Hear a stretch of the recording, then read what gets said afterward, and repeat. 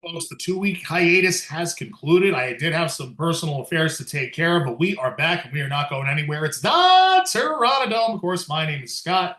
Two shows left in the 2025 calendar year. This one comes at you on a Tuesday because let's face it, no one's going to be listening to this or watching it on Christmas Eve or Christmas, and that includes myself.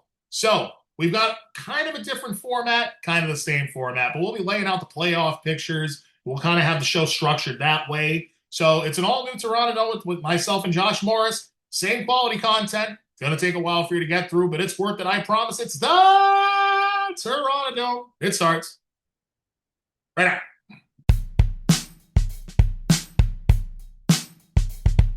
The first interception led to a field goal, and the second one led to a touchdown. You lost by 3. That's why you don't turn the ball over. We see it every week from multiple teams. It happens all the time, Patriots. Yeah, Pat's +8. Pat's money line. Book it, baby. Stop it. No. Buffalo's going down. No. That's right. That's right. That's right. Respect the flying Elvis. Buffalo's going down. Denver money line. I like Denver money line too. I think this is the week for Philly. Denver is better than that 2-2 record for sure. It is. That's gonna be a low-scoring game over there in Philly. I think. I'm gonna hammer the under on that game too. Known as fair square throughout my years, so I growl at the living vow. Black to the bone, my home is your home. Well, welcome to Terranadome. Terranadome, and it starts right now. And naturally, as we were about to start the show, my cat's in the litter box taking a dump. My name is Scott. It's the Terranadome. It's been 2 weeks. Sorry about that. Had a little minor inconvenience pop up. Just a little minor life event. Love you, Mom. Miss you. But with the show must go on, as they say. She wouldn't want me to suffer, and she wouldn't want me to not do what I love doing. So we're back. Josh Morris, he's back on the show as well. Josh, how's it going? I'm doing well, my friend. So sorry for everything. But we are definitely glad to be back for sure. Glad to be back. I appreciate your condolences. Thank you and your wonderful family for being at the service last week. It was a beautiful thing. We did a nice celebration of life for her, which I think was much better than the alternative. So that was pretty cool. And so many people that showed up, I thank you as well. Really very heartwarming and a really difficult time. Anyway, enough about that. So we missed a couple important weeks here in the football season, but God waits for no one, and Neither does football, I guess. Neither does football. That's true. That's the NFL for you. So yeah. See, I'm really rusty. I lost it. I don't know what I'm doing anymore. It's almost Christmas time, Josh. You ready for the big Xmas there? You got all your shopping done there, bud? No. So I do all my shopping on Christmas Eve. My sister and I. You're one of those. Well, so it started maybe 7-8 years ago. Actually, no, maybe even more because it's been longer than I've been with my wife.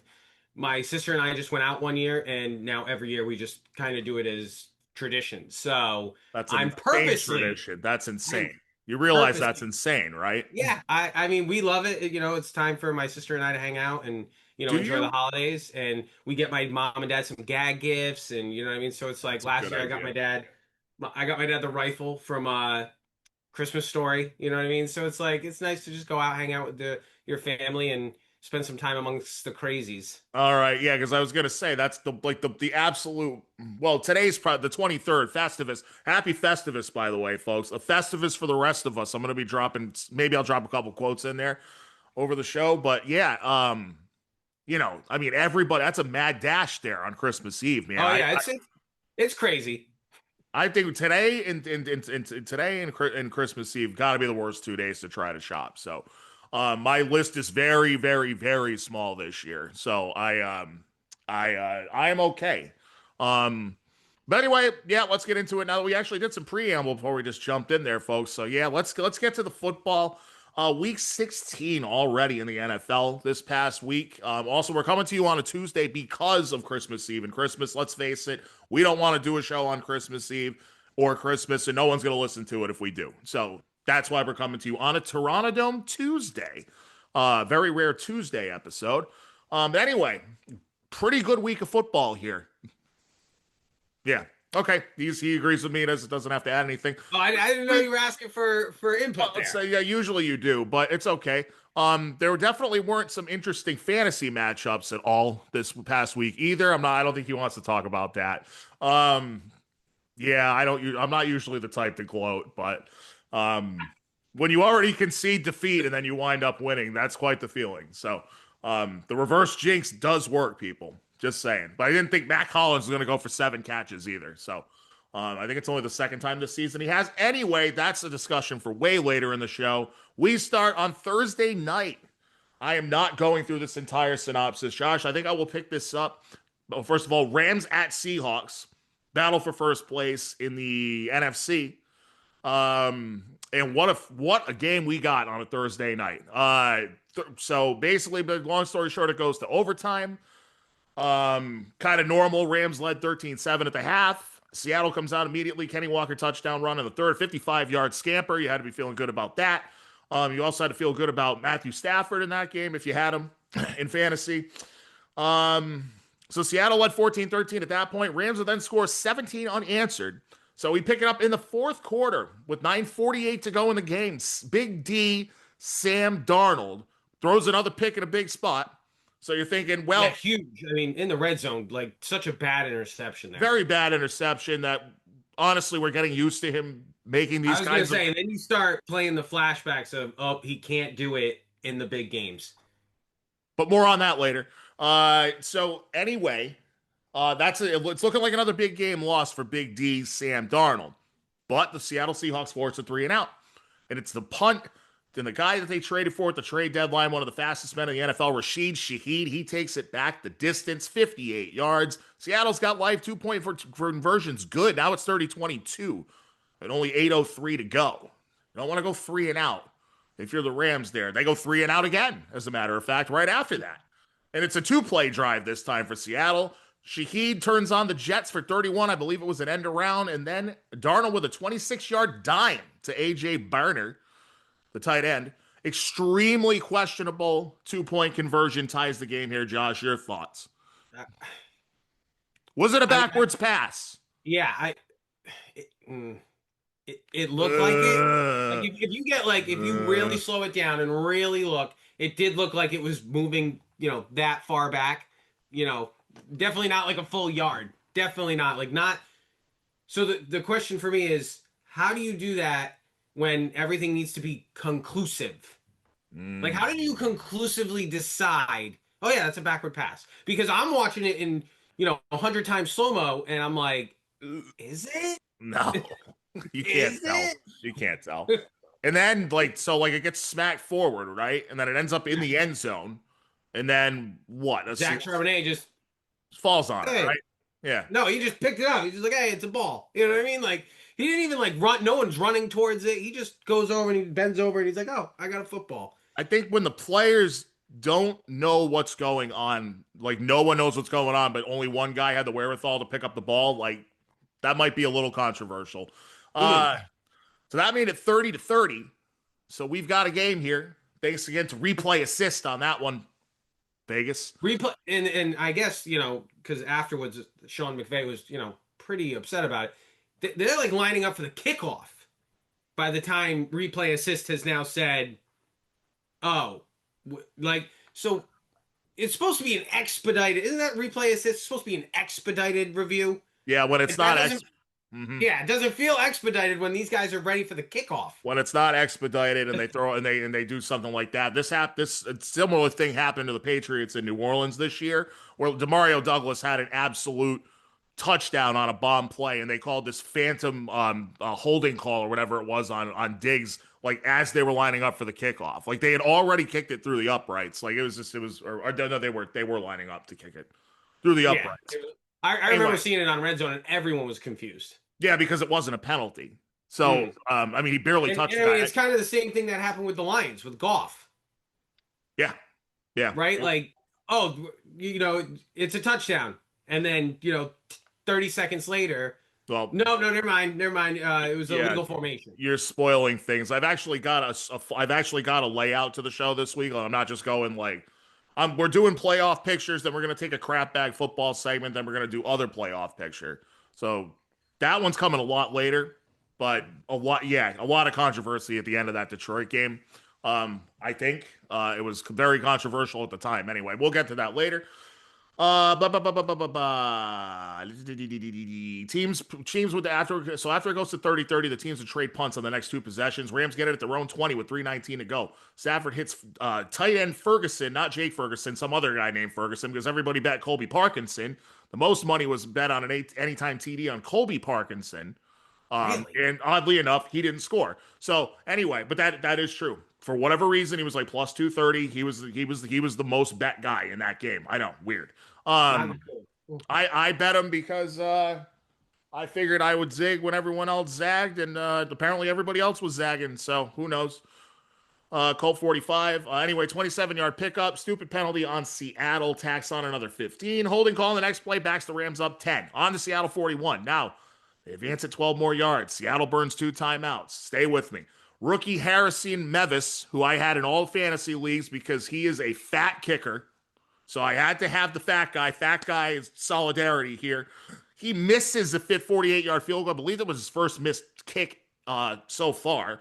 So now it's 2:07 to go. Nothing doing the rest of regulation. We hit overtime. Josh, the Seahawks deferred since both teams get to touch the ball in today's lollipop NFL. And it's not like it used to be where you could just go down, kick a field goal, win the damn game. Nope. Don't have that anymore. Those days are long gone. Rams used 3.5 minutes. Ultimately, it's Stafford hitting Puka Nacua. Monster night for Puka. 41-yard touchdown. Rams up 37-30, but plenty of time for Seattle to respond. 6.5 minutes to go. They get into their own 35 thanks to the new touchback rule. And Big D, Sam Darnold, whipped it out. He whipped it out. What do you think? This isn't even alliteration. This isn't even a pun. I literally said he whipped it out. On this game-winning drive, he goes 5 for 7 for 52 yards and a 4-yard touchdown to Jackson Smith and the Jigba. It's 37-36. What would you have done in this situation? You go for 2. You always go. You have to go for 2. The tie does you no good. It's balls to the wall, win or lose.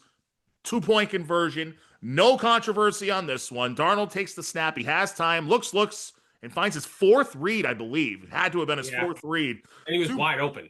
He was wide open because he's the 4th read. 2-point conversion is good to some guy named Eric Sauber. Seattle instant classic 38-37. Yeah. No, especially like if they kick the extra point there, you're only helping the Rams because the Rams hold the tiebreaker on you. You know what I mean? If you held the tiebreaker on the Rams, you kick the extra point and you take the tie because the tie is going to give you the advantage. But they really had no choice if they wanted any chance at the 1 seed. So definitely the right call, and it worked out. It absolutely worked out. It helps me, so I was loving it. Yep, it helps the 49ers. We're actually going to get to them next because of the way that this is all weaving here. So just quickly, some numbers for you. Matt Stafford, unbelievable season. He's far and away the MVP. I am wearing a Drake May jersey. I am telling you that Matt Stafford is the MVP. He is. 40 touchdown passes on the season. He threw for 457 yards and 3 touchdowns in this game. Puka Nacua was the first to feast because there was no Devontae Adams, and Matt Stafford still lit it up like that with no Devontae Adams. 12 catches for 225 yards for Puka, who is not an anti-Semite. He got duped. He's an idiot, but he's not an anti-Semite. I don't ever want to bring politics onto the show again. Forget I said that. I was defending you.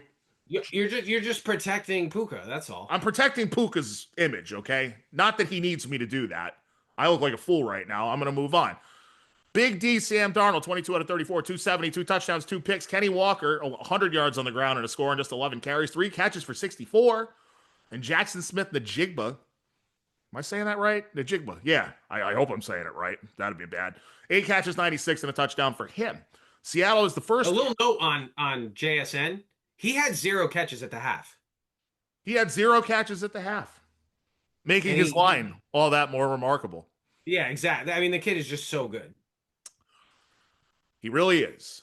And if they are a threat to make listen, this team, it really rides on Darnold, but they have all the tools to win us. They really have the tools to win us. In a year where the league seems wide open, they're the first team to win 12 games in the NFC. They're already assured to be the 1 seed heading into the final 2 weeks of the season.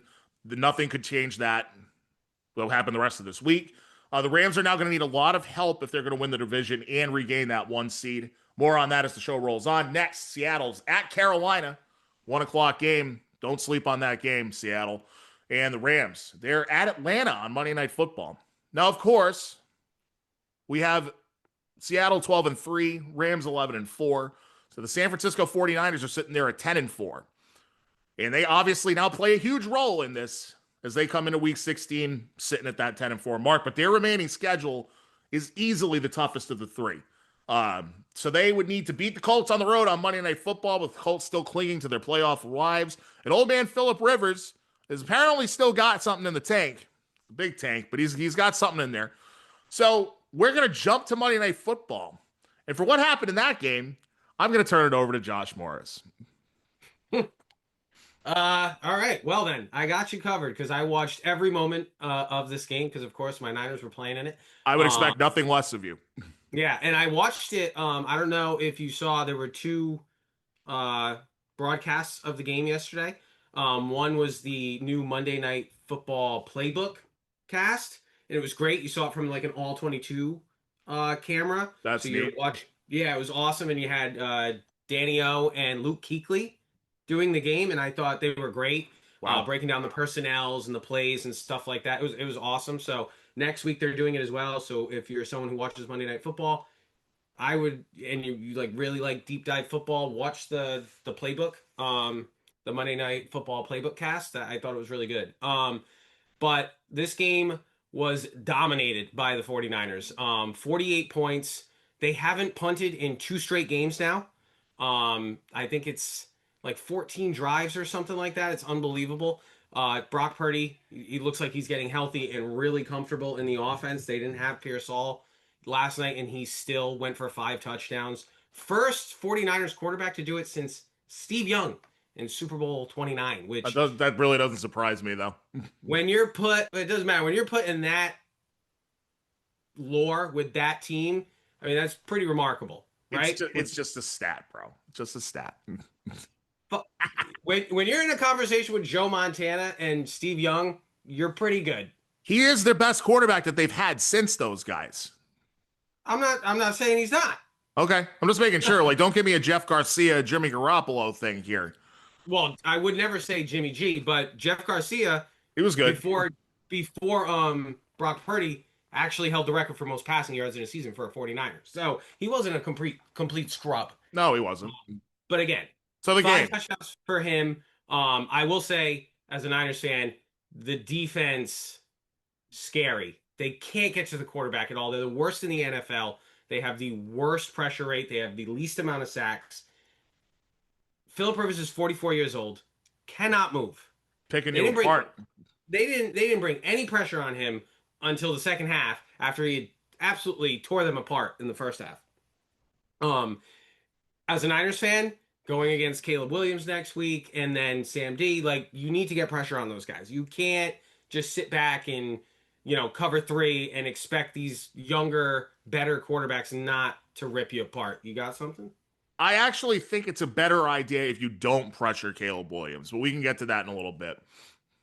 You might not be wrong, but at the end of the day, no, you have to get some semblance of pressure because you can't just let a guy sit back there. You know what I mean? Yeah. So I'm not saying you need to bring a bunch of exotic blitzes and stuff like that, but you can't just let a quarterback sit there. Eventually, you're going to get a holding penalty because your back half's just not good enough to keep coverage that long. You know what I mean? That's my biggest concern, and especially someone like Sam Darnold. I think you have to pressure Sam Darnold. You do. You have to make him, as he would say, see ghosts. You have to confuse him. And I think one of the ways he gets really confused is seeing a lot of pressure. But I want to say hats off to Phillip Rivers. He played such a good game for most of the game. He did have one pick at the end of the game, and at that point, he's just throwing the ball every play. I thought the Niners did a great job slowing down Jonathan Taylor, and that's been the Indianapolis's downfall for these last they've lost 5 in a row now, right? After going 8-2. Yeah. They can't get the run game going, and you're putting it on the shoulders of a 44-year-old quarterback who hasn't played in 5 years. And that's never a recipe for success. So, sorry, you got more? No, go ahead. No, I didn't mean to. I just heard a lot of so I thought I'd jump back in. That's verbal filler, as we like to call it. You're a wordsmith, you know this. Yes. Um, yeah, hats off to Rivers for sure. It's like I told you before we started recording. People are actually making clips of him breaking down defenses and shouting out cadences to his receivers, like in change of protections and everything, before the snap. And it's like, what a lost art that is. The dude's Yeah. 44 years old. This might be an indictment of modern NFL defenses, or maybe it's just the fact that the personnel's not there with your 49ers. But the fact that he can walk in off the street and pick apart a defense like that, I mean, that's impressive stuff. I mean, Oh, absolutely. And you just said it yourself. The modern football, it's just not as cool or as fun to watch as it was. Like Brady, Breeze, Manning, like those guys were technicians at Rivers, the line of scrimmage, Roethlisberger, they all right? did it. They all did it. They got to the line of scrimmage at what, 18, 16 seconds on the play clock, and then they would absolutely just obliterate your defense. Like they knew exactly what you were doing before the play started. Absolutely. And Kirk Cousins, I don't know if you saw the clip of him Yeah, earlier. yeah, him too. Yeah. But like he was talking about how hard it is to do.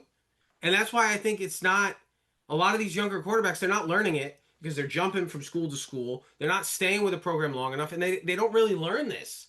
And you can see it in today's football. Like it's just it doesn't seem it's nearly as cerebral to be a quarterback. Yeah, absolutely. This is all part of the watering down of the product that I've been talking about for years, even before I started doing this show. But even the original run, I was talking about it then too. Actually, fun fact, I found an old flash drive that I was going to use for the slideshow at the thing, last week. Yeah, I had all the original episodes. I found them. All the original episodes Nice. of the Terranadome. So I'm going to start, I'm just going to sprinkle those in every once in a while just for fun. But yeah, so anyway, just to kind of put the bow on this one, San Francisco 48, Colts 27, 48 points, I think that's the second most by a team in a game this year. I believe Detroit had 52 against Chicago in week 2. So the Niners do go to 11-4, and I honestly put it in my notes. I knew they would win this game. I had all my notes set up as the 49ers winning this game. So the NFC West now sits Seattle at 12-3, San Francisco 11-4, Rams 11-4. San Francisco has the tiebreaker on the Rams due to a better divisional record. But wait, there is one other team still in play for that 1 seed.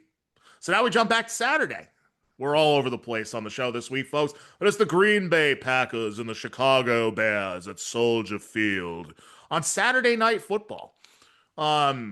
Maybe too many days of the week with football. We have 4 days in a row this week.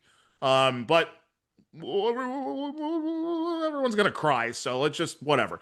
Anyway, the Chicago Bears sat at 10-4 coming into this week. The Packers sit at 9-4-1 because they tied a mediocre Dallas team back in week 4 or week 3. So I'm still annoyed that I have to say and 1. That's stupid. And the Packers are stupid. And I knew that they weren't legit. And I've been telling you all year, I don't know what to make of them because I don't think they're for real. Now, granted, first of all, Chicago miracle comeback in this game. I'm going to try. No Jordan Love. And there was no Jordan Love, and Josh Jacobs was gone for the end of the first half too. So, which probably boned some people in fantasy, I would imagine. I never end up drafting Josh Jacobs for some reason. He's a really good running back, and I never end up getting him. Don't know why that is. This is not a brag in any way. But I do want to say one thing here. Actually, I'm going to say several things. Chicago 22, Green Bay 16. Overtime? Overtime. Yes. Bears go to 11-4. There was a walk-off in overtime. We are seeing the fruits of what a positive coaching change can do for a franchise in just 1 year. The Patriots and the Bears are the 2 best examples of this year. Don't forget Jacksonville. And Jacksonville, too. With Rhode Island native Liam Cohen. Duval. Like, good for you, dork. Like, seriously, it's pretty awesome to see. We will get to the Jaguars much later in the show. Make no mistake about this. The Bears had a rabbit's foot up their ass, or whatever you want to call it, a horseshoe up their ass, whatever it was, all night because they were cooked in this game. They looked terrible. They looked horrible except for the opening drive. 6 minutes of the game. Like, Yeah. other than 6 minutes, they looked terrible. Their first drive of the game was pretty good. That's where they got the first field goal out of. But they should have lost this game. But good teams usually find a way to win. And they did. I cannot be skeptical about them any longer. They are a threat. But when I talk about Lady Luck being on their side, the Packers' two most important players on offense, we already mentioned, they were gone by halftime in this game. Jordan Love to what looked like a pretty bad concussion. He got popped helmet to helmet. That didn't look great. And Josh Jacobs around the same time with his recurring knee problem, which is if the Packers get in, that's going to be their undoing. I will say this: Malik Willis came in, played very well in this game. He was definitely a subservient backup at the time. I don't know. I don't know, man. You think he could start?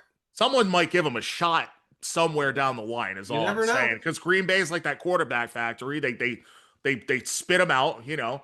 And he did it last year too, right? He did it last year for a couple games. So yeah, and so in this game, they started off like 80% runs when Willis was in the game, and then eventually they're like, we're gonna have to throw the ball, and they do let him throw the ball, and he hits Romeo Dubes on an absolutely gorgeous throw down the left sideline, dropped it in over a defender right in the bucket, 33-yard touchdown right at the third quarter. Green Bay up 13-3.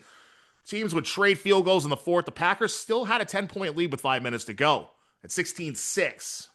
Bears get it back, and it's all Caleb Williams on this drive, but with 3 penalties mixed in. 11-play drive, burns 3 minutes of clock. Santos field goal is good from 25. It's 16-9. They only have 2 timeouts left. There's only about 2 minutes left. So they line up to go for an onside kick. Josh, there's surely no way that they would recover the onside kick because less than 10% of them have been successful this season. I think the average is one for 8 or one for, actually it might even be less than that now. It was like 1 for 7, which, I mean, you think about it, that's not terrible for an onside kick. It's not, but they recover it. So Williams leads another drive. This time he goes 6 for 8 for 52 yards, 6-yard touchdown to Jade Walker. Ties the game with 20. I guess they got a million receivers in Chicago. 24 seconds to go. Unbelievable comeback. 16-16. We go to overtime. Packers get it first, drive it down. Chicago 36. But it's a fumbled snap by Willis. Turns it over on downs on 4th and 1. 4 plays later, it's Caleb Williams again. Money ball to DJ Moore. Takes it to the house. It was a great throw. 46-yard strike.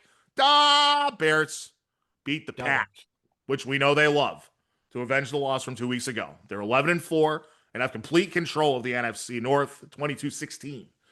So, here are the remaining schedules among the teams currently with a shot at the 1 seed in the NFC. I'm just going to keep. The theme is playoffs now, folks. And I know I said I was going to change the format. You probably thought, oh, show's going to go quicker this time. Probably isn't. It's not so far anyway. So the 1 seed, we have the Seahawks at number 1 at 12-3. They are at Carolina, which is no gimme. Carolina's 8-7, and then they have to go to San Francisco, a team that I think ultimately will decide the 1 seed in the NFC, most likely. Chicago doesn't have an easy schedule. They have to play San Francisco next week. They are at San Francisco. Then they play Detroit, who's going to be pissed off and probably wanting to spoil their season because Detroit has now barely got a shot to make the playoffs. And then you got down at number 5 because of, division leaders are 3 and 4. San Francisco is currently the 5 seed. They will host Chicago and then host Seattle. The good news is that they are at home for both of those games. The bad news is that those teams are combined 23-7. Okay. And then the Rams, they're at Atlanta and against the Cardinals at home. 2 teams that probably will. Atlanta's technically still alive by like 0.1%. Those teams aren't really. The Rams should dispose of them easily. So we're going to be looking at 2 teams. See, we're going to have at least 2 13-4 teams here. I don't know, man. But combined opponent records, Seattle and Chicago 19-11 each. Like I said, San Francisco 23-7, and the Rams 9-21. So don't count out the Rams just yet. No, go ahead. Definitely not. And if the Niners lose next week, that brings the Rams right back into it because then if they beat Seattle, they leapfrog everyone. Correct. So yeah, there you go. And I think that they would still, well, at that point you're getting a road playoff game no matter what. You might end up with a 13-win team and going on the road, like how Sam Darnold's team did last year. I think they were a 14-win team. I mean, technically, you could have 2 13-4 teams as the 5 and 6 seed. Yeah, that's ridiculous. There's gone. It seems that gone are the days are going 9-7 or 9-8 and getting in, which is lovely because we don't want that crap anyway. Although the Carolina Panthers might go 9-8. Actually, the division winner of the NFC South could actually go 8-9. Gross, right? Because if Carolina loses next, if they lose out and Tampa Bay wins out, you're going to get Tampa Bay would be 9-8. Oh, they would? Yeah. No, I thought they're 7-8 right now. Yeah, they're 7-8. Oh, so instead of Tampa wins out. So if they both lose this week and then Tampa Bay beats them, you're getting an 8-19 as a division winner. Yeah, right? And I mean, I think Atlanta's still going to be out. No, so Atlanta still would be out because their division record's far worse than both of those teams. So Atlanta is out. Okay, we're going to stay in the NFC now.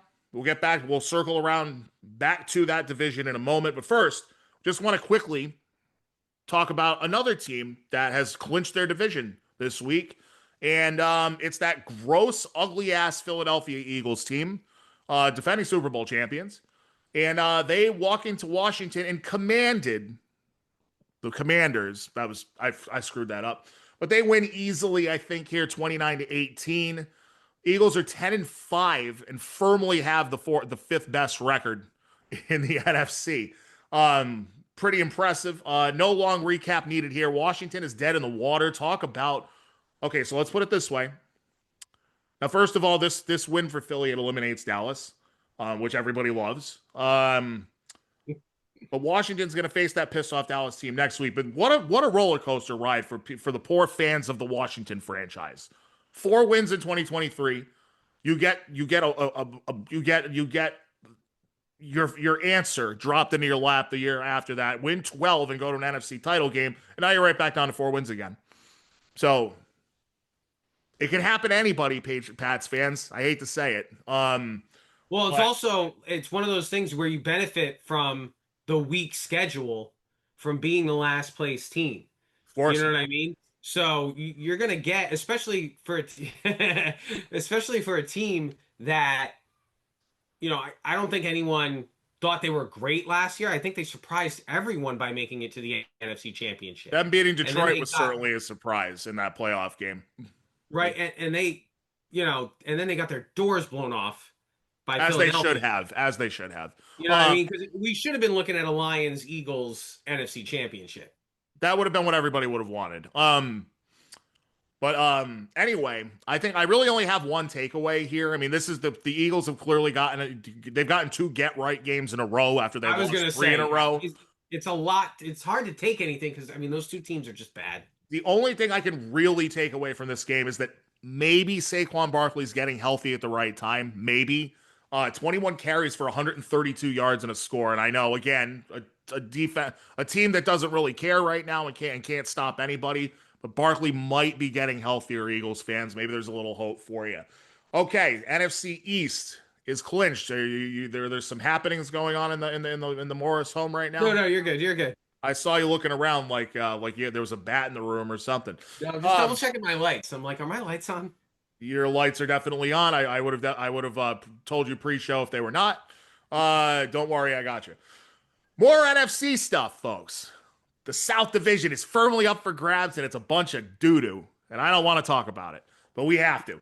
So you have the Tampa Bay Bucks, who are free-falling faster than Tom Petty, traveling to. Even for me, that was bad. I love it. I could tell by the reaction. You're like, wow. It's great. They travel down to Kakalaki to take on the Carolina Panthers, who are just doing this. This is literally all they've done for 8 straight weeks. Every other game, it feels like. They literally the last 8 weeks they've traded wins and losses. Have the Panthers the epitome inconsistent. Let me just get to some notes here. Hard fought game. Hard fought. It was a hard fought too, but it was a hard fought game to say the least. It was not enjoyable to watch. It was one of the games I ended up watching because I needed Baker to do some things in fantasy football. He really didn't do them, but thankfully I still squeaked by. This is a couple other. This is no, I think it was one of them was that. Yeah. Anyway, there was another league too where I needed it, but he just squeaked by twice. That's how you get it done, by just barely winning. Unless they're playing Atlanta, the Panthers are just going to win ugly. They're just going to win ugly, and it's almost to the point where they're making a believer out of me for some stupid reason. It was 2020, 50-yard field goal from Tampa early in the fourth. Next two drives, teams trade punts. Young connects on two passes, blah, blah, blah. Sets up another field goal. Carolina back in front, 23-22, 20 to go. Tampa has two timeouts and a 2-minute warning, but they're starting at their own 10, which teams are not used to doing nowadays, as we know. But Baker leads them up the field. Completion of 6, scramble for 26, and then an incomplete pass. Then 3 straight completions of 6, 9, and 6. After a timeout and a false start, they're on the Carolina 42. 49 seconds left. And old Baker Mayfield's coming back out again, folks. He let pass intended for Mike Evans is picked off. Carolina survives 23-20. Josh, an unbelievable collapse for the Tampa Bay Bucks. They were 6-2. They've lost 6 of their last 7. Baker in those 6 starts, 7 touchdowns and 6 interceptions. We know he's hurt. Only one game of over 200 passing yards. The Panthers are the epitome of a mediocre team. They keep alternating wins and losses, I already mentioned. I expect that trend to continue next week when they host Seattle. I don't think they're going to beat the Rams and the Seahawks. I just don't think it's going to happen. I don't. I gotta say you gotta ride the streak, and you gotta put the house on it, because if they're gonna keep winning and losing, they're gonna win the division at 9-8 though. You got a really good team that you're facing this week. I'm gonna say you gotta go against them. I don't see them winning. I might put a 50 spot on Seattle in that game, even though they're going to be like minus 500 or something. I mean, let's be honest. They're 7-point favorites. The Rams are like 13-point favorites when they went in there. So maybe the bettors are starting to get wary of the Panthers as well. But yeah, they still have the inside track to win the division. If they keep this trend up, they're going to go 9-8, beat Tampa twice. They're going to be the division winner. Tampa Bay now pretty much has to win out, obviously. They travel to Miami this coming Sunday. And the Panthers still have a minus 50-point differential and might win the division. That's crap bag. That's crap bag. We are going to crap bag in just a second, folks. So now, for your notes, just to keep track, we have laid out the NFC playoff race in its entirety this far into the show. My name is Scott. It's the Terranadome. We're back after 2 weeks. Josh Morrissey's on the show. Thank goodness for that. So, entire NFC, yes, wave to the people. They are seeing you. Seattle's 12-3, Chicago 11-4. Philly is technically the 3 seed at 10-5, and Carolina with that puke minus 50-point differential leads their division. They're the 4 seed, 8-7. San Francisco 11-4, Rams 11-4, and the Green Bay Packers are 9-5-1. And that tie game is what's going to get them into the playoffs, and I'll tell you why. The Detroit Lions are 8-7. If they win out and Green Bay wins out, or let's say they win out and Green Bay loses one more game, Green Bay is facing Baltimore at home and they're at Minnesota. It is possible, because the Packers are frauds, and we don't know if Love's going to play this week. They could lose out. They could lose out. I mean, who the hell knows? Week 18 Minnesota, I doubt it, but who knows? Let's say Detroit takes care of it. They end up 10-7. If Green Bay ends up 10-6-1, Green Bay gets in. That stupid tie will be why they get in. So, all about the win percentage. All about that stupid. There should be no ties in professional sports. I agree. Thank you. My goodness. Technically, Minnesota and Tampa Bay are also still alive at 7-8. Apiece, Minnesota is not. No, I think Minnesota's out, right? Minnesota would have to be out. Yeah, they would. Yeah, I'm wrong. Because if they want out 9-8, they can't beat. Even if Green Bay goes 9-7-1. Yep. So Minnesota's out. They could spoil Green Bay's season. The NFC, I think it's just a 2-man race now, right? It's just Green Bay and Detroit, right? Well, again, Tampa's still technically alive too. So. Well, but they're only alive for the division. I meant that right. 7 seed can only be occupied by Green Bay or Detroit. That is correct, sir. Green Bay could be eliminated. Detroit could be eliminated this weekend. They absolutely could. So, we're laying out the playoff picture for you here on the Terranadome. But now, to take a little break from the in-depth stuff, we go crap bag football, because we had 5 games this week between teams with no playoff prospects. That is what late season football is all about. My camera is out of focus. Let's fix that real quick. Okay, Josh, here we go. Jets at New Orleans, 29-6 Saints.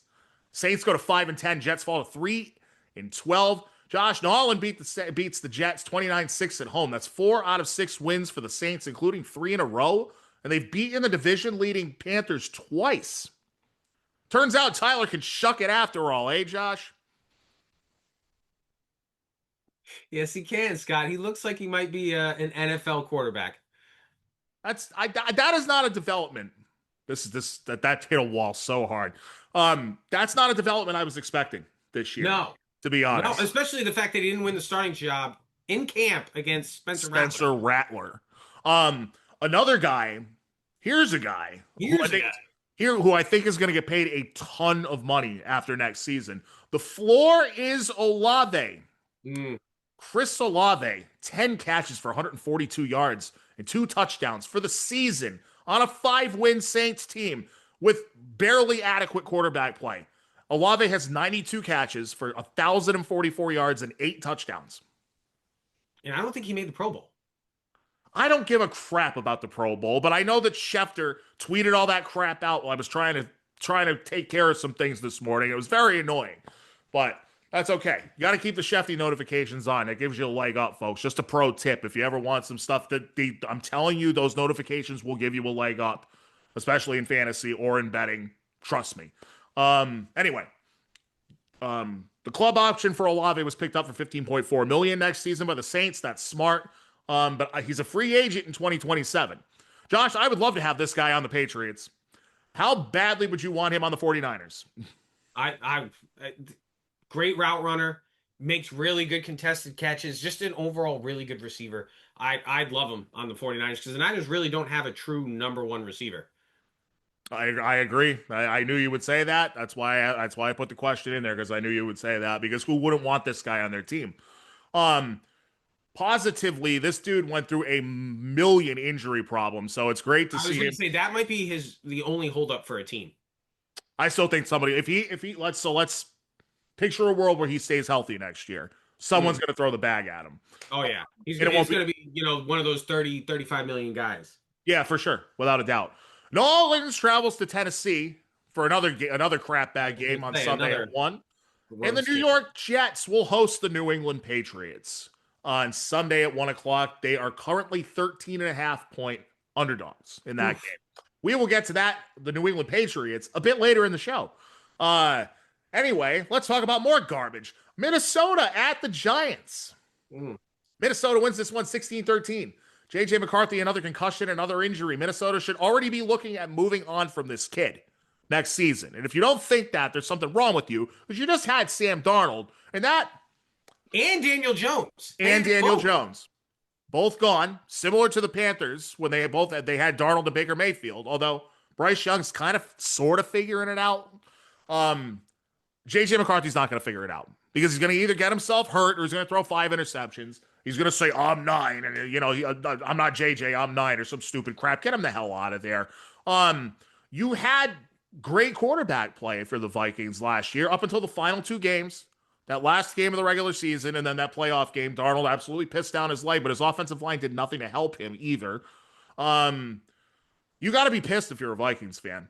But anyway, if you want to talk about more garbage from the quarterback position, Jackson Darty Party went 7 of 13 for 33 yards. He played the entire game. Giants currently have the inside track to the number 1 overall pick, but they will play the Vegas Raiders, the only other team with only 2 wins. That is on Sunday at 4:05, and I guarantee you nobody wants to win that game, and someone's going to get fired if they do, Gerard Mayo. So, anyway, Minnesota versus Detroit, 4:30 p.m., Christmas Day, Netflix. How do you feel about Christmas Day football on Netflix, Josh? I mean, I might sound close to a boomer, but Christmas is for a Christmas Story. Like, that's in Christmas Vacation. Like, it's not for football. Like, if it's a Saturday or a Sunday, sure, because you're already in that mode.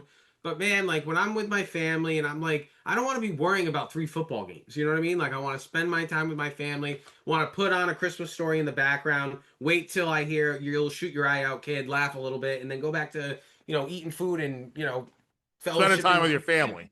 Yeah. Yeah.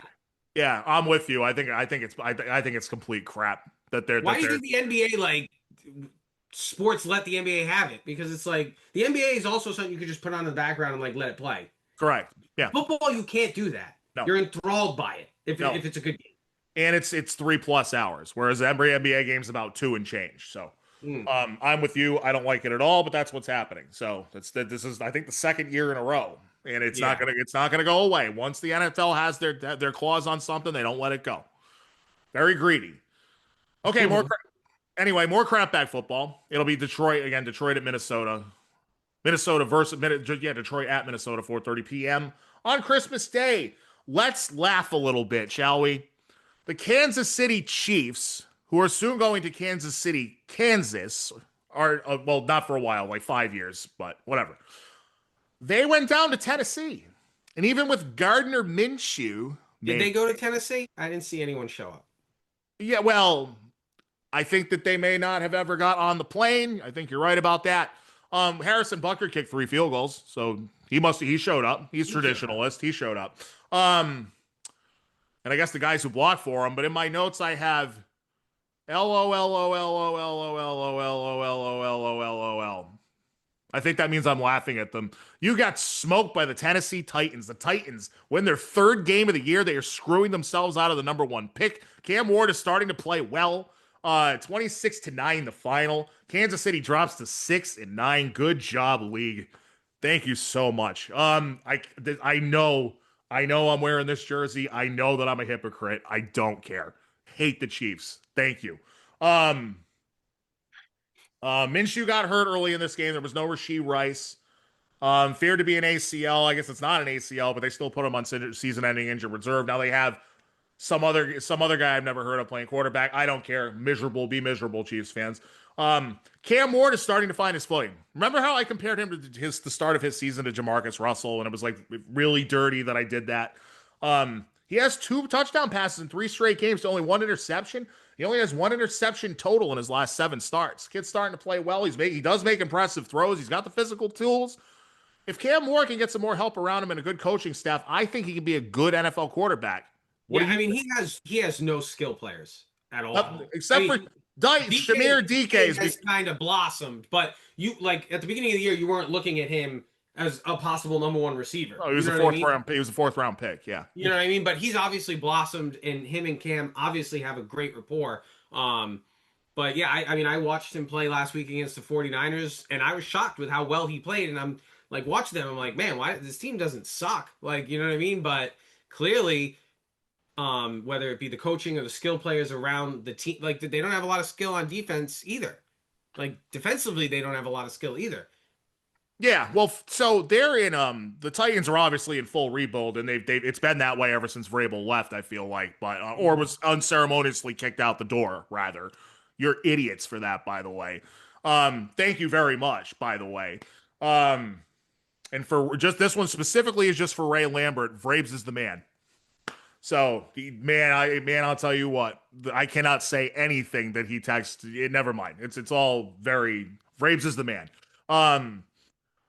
The Titans are like, yeah, they're at least a few years away, but maybe they got the quarterback.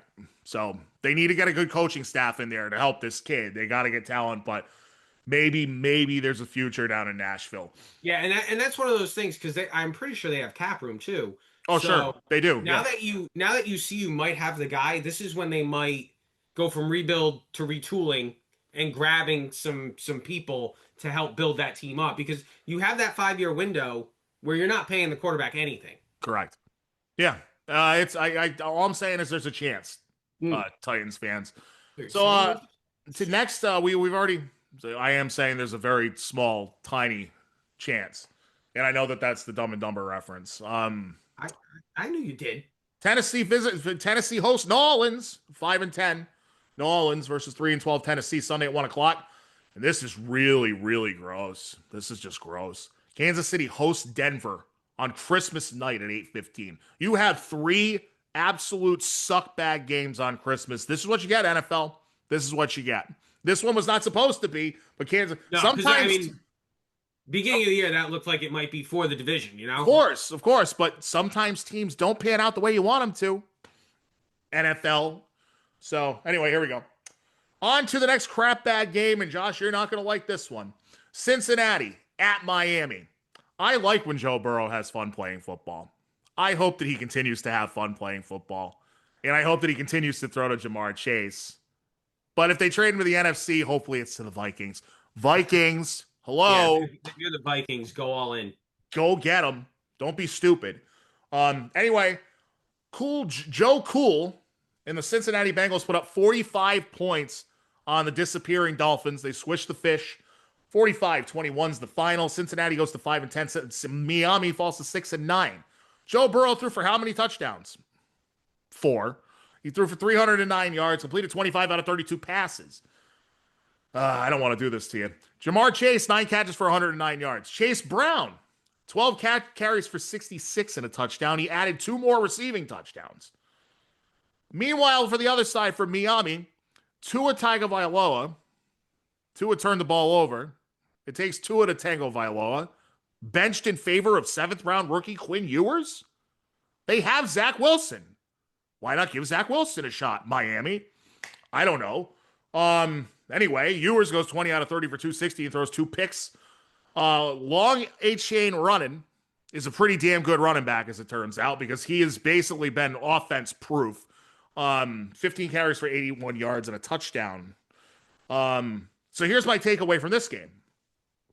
And I'm going to ask the same one at the end of the next one, too. Do one, both, or neither of these coaches have their jobs when 2026 season starts? I'm going to say neither should. I've been calling for Taylor's job since last year. I've been calling for McDaniels for the last 2. So I just think, I guess Taylor's like living off the fact that he made a Super Bowl, and like, so you can't fire him, I guess. But the guy hasn't been able to get a defense or a defensive coach to help that team. Their offense is great and all, but if you're not winning games, I don't care, what your excuse is. You're a head coach. If you, besides the one year they made the Super Bowl, have they made the playoffs? I don't think they have. That's correct. That's correct. Okay, so you have 1 year of glory, and that's what you make a living off of? Like, I don't think that's the way it works in the NFL. He should be gone, and obviously McDaniel, I think he needs to be out as well. That team needs to reset. Yep, I agree with everything he just said. I don't need to add anything else. Cincinnati will host Arizona. More crap bag. Sunday at 1 o'clock.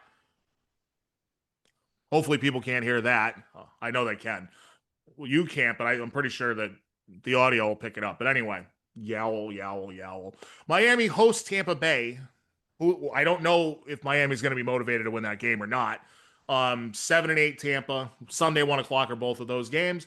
Just one more in the crap bag football segment, Josh, and it is Atlanta traveling to Arizona. Gross. Just absolutely gnarly. And I have to watch you.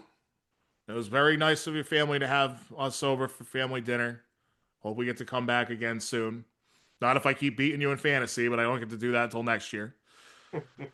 But we're over here watching Red Zone sweating Atlanta and Arizona. That is gross, people. I'm sorry. That's just gross. I will say, I think that like this time of year, that's what gives the crap bag football meaning. Because you still have people like you and I who obviously don't care who wins the game, because we're like, yeah, you guys mean nothing to the picture. But we're like, Pitts can't get a touchdown, Yeah, exactly. Dude.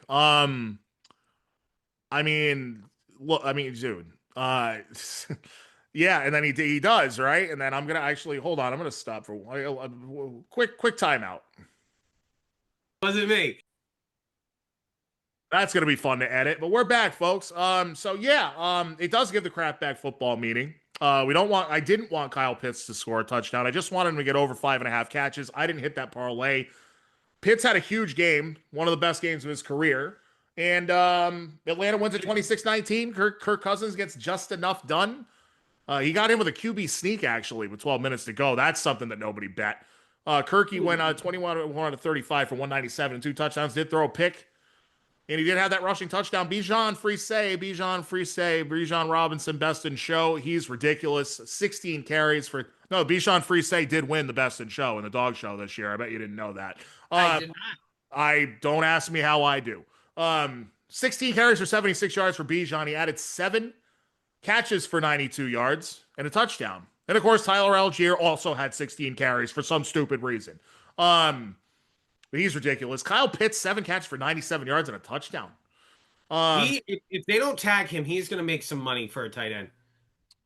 I would tend to agree. Yeah, I could see that. Well, yeah, I could definitely see that. He's finally putting together what people thought he was going to be after his rookie season. Right, he had that rookie season. Got injured. Everyone thought, oh my God, like, because I think he had like the most yards for a rookie tight end that year. He had like over 1,000 yards receiving, and then just kind of disappeared. Yeah, I think there was an injury in there somewhere, and supposedly now he's not physically the same, but he looks like he's gotten back to that at this point, which is good news for, I guess, people in fantasy next year when he's not on the Falcons. I'll ask the same question that I asked in the last one. Do one, both, or neither of these coaches make it to 2026? I think just Raheem gets fired. Really? Yeah, I think it's hard to fire Gannon. He's been stuck with a petulant little brat at quarterback, and Little wasn't just it was a height joke, not anything other than that. He is a little brat. Like he just doesn't care about football, it seems. He should have went and played baseball like he threatened to do before he came out. They're not going to win with him. And I think Gannon's a pretty good coach. I mean, watching them play the 49ers, I think he does a good job with the defense. He's had Jacoby Brissett as his starter. How many games are you going to win with Jacoby Brissett? Gerard Mayo. Like, what are you going to do with that? You can only go so far. Yeah, exactly. You can only go so far. I think they both get fired. I mean, you're probably right, but I don't think Gannon should be. That's fair. All right. Well, Atlanta gets to host the Rams next week, 11-4. That's on Monday Night Football, by the way. Yeah, they're going to get trounced. They should. Arizona's at Cincinnati, 5-10 versus 3-12 Sunday, 1:00. So, that should probably be a shootout. There should be a lot of yards in that game. Yeah, I hope so. I'm going to need like 400 out of Burrow next week if I am going to have a shot. You're going to need him to have some fun. So I hope that Joe has fun playing football. That should be your team name. Burrow, have some fun. Wherever Joe goes to play football, I hope he's having fun. I hope he's having fun. I really just hope he's having a good time. He definitely doesn't make enough money to be having fun. I was going to say, when you're making over, $300 million or whatever it is, it should be about the fun. Gross. To throw a friggin' football. But he's my favorite quarterback in the league other than Drake May. By far, not close. Honestly, Josh Allen might be my third favorite. Really? I like Josh. How can you not like Josh Allen? Oh, I mean, I love him, but I mean, for a Pats fan to say that, you might lose your fan card for that. Whatever. Yeah, no, I anyone that knows me has known me long enough to know I'm very objective. I only play up the Homer stuff on the show because it's fun and it's funny. Yeah, and to piss off people, right? I mean, you got to sometimes. I don't know. I don't really care if they're pissed off or not, but if they are, that's great. Keep listening. Appreciate your support. I really like Josh Allen's fun to watch, man. He just is. I don't like watching him tear apart my team right in front of my eyes, literally, like I did 2 weeks ago, but that's okay. But anyway, love Joe Burrow. We move back to games that mattered. But first we have to talk about Houston and the Raiders. But technically this game does matter. Houston barely squeaks by an awful team. 23-21. Houston goes to 10-5. The Raiders score 20 plus for the first time in 7 weeks against the number 1 defense in the league. Riddle me that. I was going to say, you wonder if that's Houston kind of going into that game going, we're going to kill these guys. Right? Yeah, Houston's not a good enough team to do that. To anybody. Well, I mean, they have the longest winning streak in the NFL right now, so I'm getting to it. Yes. Remember when Houston was 0-3 and we both said they sucked? Yeah, they've won 7 in a row. Nobody wants to play this team in the playoffs. Don't want to play them. I don't want to. No, I don't want to they're play them. just so physical, and in the playoffs, you're allowed to be even a little more physical. And you've played 18 weeks, you're beat up. I think they might be one of the scariest matchups for anyone in the AFC. Absolutely. Yeah, so again, I don't think anybody really wants to play that physical team in the playoffs. And they do have solid wins on their resume. They include Baltimore. Well, I realize that we'll get to Baltimore later. But I'd say at the time that was a solid win. Because I think I don't think they have Lamar Jackson, so never mind. I'm gonna take that away. But Buffalo, Indy is still an above 500 team, and they've beaten Jacksonville with Davis Mills. So they also scored like 26 points in the fourth quarter. That game was really weird. But more on their seeding in a moment. Oh, by the way, they've only allowed over 21 points 2 times in 15 games. This is legit defense. More on their seeding in a moment. We will have a clash of division leaders for our next game. Do you finally respect the Texans, a team that you said we know they stink as recently as week 5? I mean, and at the time, I think we were right. But I love DeMeco Ryans. I said that to you Sunday. I think he's a great coach. So I'm glad they're playing well. So I hope they continue. As long as, the Niners and them don't have to match up again because we got killed the first time. So other than that, I'm rooting for him because I love DeMeco Ryans. Yeah, that's cool. I'm glad you're rooting for him. I've been waiting for the Texans to actually get to make a deep playoff run, but I don't want it to be this year because that means most likely they're playing the Pats at some point. They could match up with you guys in the first round. Right now, that's where it is. We'll get to that momentarily. It's a tease. I don't do. Let me handle the big market teases, okay? Now CJ Stroud's not lighting the world on fire ever since he came back from his concussion, but he does only have 6 interceptions in 12 games, so he's taking care of the ball. They do need Woody Marks to be healthy if they're going to really do something in the playoffs. The rookie running back, is Nick Chubb's old and slow now. Ashton Janty's outstanding day, not enough for the Raiders. 24. Why are you messing with it? 24 carries, 128 yards, and a touchdown. He also had a 60-yard touchdown catch and run. That kid is really good. It would be nice to see the Raiders put together a team one of these years, but it ain't this one. So, Houston at the Chargers, which we haven't got to the Chargers yet. We're about to. Houston at the Chargers, big game on Saturday at 4:30. Remember how I said earlier there's 4 days in a row of football this week? Starts on Thursday. We have Friday games. Right? Don't we have Friday? We do. We have Friday. No. Maybe we don't have Friday games. I don't know. Doesn't matter. Oh, you're good. Yeah, your mic's off now. Your mic's off. No one can hear you. I still can't hear you. What did you do? What did you do when you No, the button just didn't work. Oh my goodness. I was shutting the button off because I didn't want you to possibly hear that in the background. I'm hearing it again now. Forget about it at this point. This thing's going way off the rails. Let's see. They're playing the Chargers. What were you saying about the Chargers? But you were saying something. No, I was just saying the 4 out of 5 days because there's Monday, Sunday, Saturday, and Thursday. I don't know why I thought there was a Friday game for some reason. Well, because they did the Black Friday, after Thanksgiving. So maybe you thought they were doing it after Christmas as well. All right, we're just waiting. Doesn't surprise me. It wouldn't surprise me if they did. That reverb is killing me.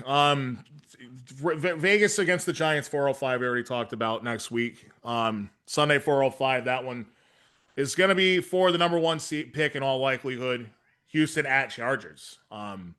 Chargers, they were in Dallas this past week. Chargers feel still very much alive in their own division. We'll get to that on the next game. Chargers going to Dallas. Stop touching it. Stop touching it. Why? What are you doing?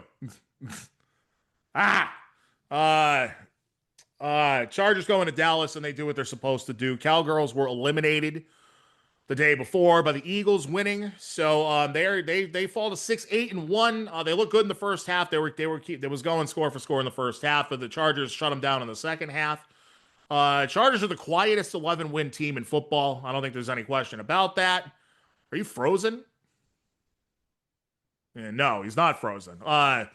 It's only when you talk you realize that, right? So you can keep the mic on. It's too much work to turn it on and off.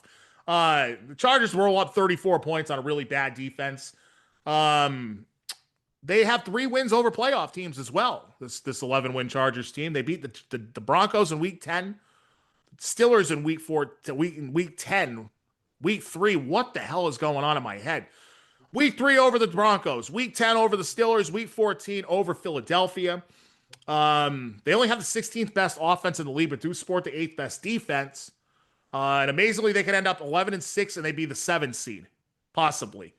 They host Houston and go to Denver for their final 2 games. Is it time? If the Chargers win either, I think my brain's breaking. I might be having a stroke. I don't know.